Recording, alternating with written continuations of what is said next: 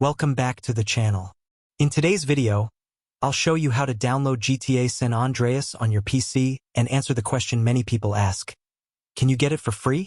First, open your preferred web browser and go to Google. Search for Rockstar Games and open the official Rockstar Games website.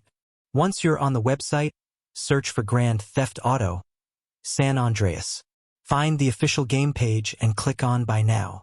Next, sign in to your Rockstar Games account, or create an account if you don't already have one. After that, choose the available version of the game and continue with the payment process.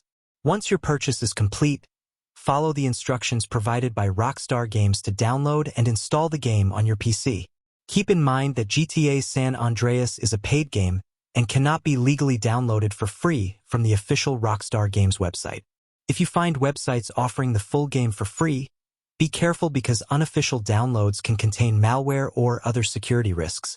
This video is made for educational purposes only, and this tutorial explains the official method of purchasing and downloading GTA San Andreas and does not promote piracy or unauthorized downloads.